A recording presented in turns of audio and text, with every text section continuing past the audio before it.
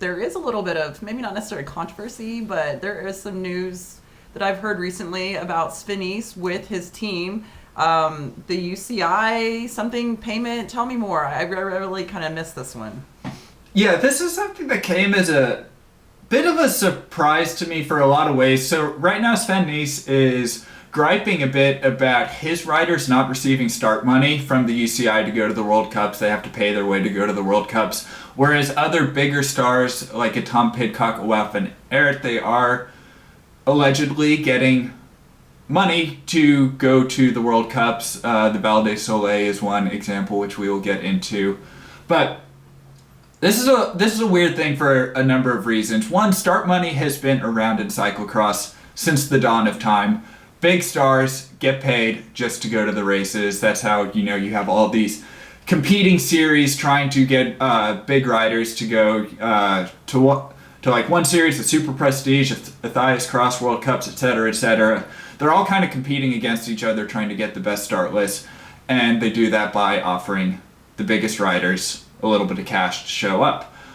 Sometimes a huge amount of cash. The numbers that you hear rumored about a guy like Matthew Van Der Poel getting to go to a race is, when you add up a series of races, that's a pretty nice yearly salary, and you haven't even taken into account his actual salary. So, anyways, there is this discrepancy in cyclocross where big stars get paid to show up, lesser riders have to pay to go.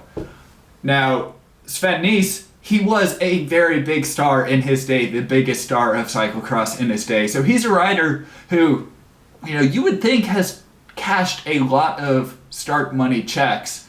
And now he's on the other side of affairs, looking after his riders, saying, well, why are those guys getting start money and not my riders? It's a little bit, I don't know, funny, but I like where he is coming from, essentially. And this is, getting to the Val de Soleil issue where Sven Nys has said his Trek Lions program, they are not going to go to Val de Soleil, this cyclocross race in Trentino in Italy, high up in the mountains. He says that his team is going to opt for a training camp, whereas Wout van Aert and Tom Pidcock are going to fly all the way up into the Alps to go do the cyclocross race, presumably because they are probably getting a good chunk of change to go. Yeah, that's crazy.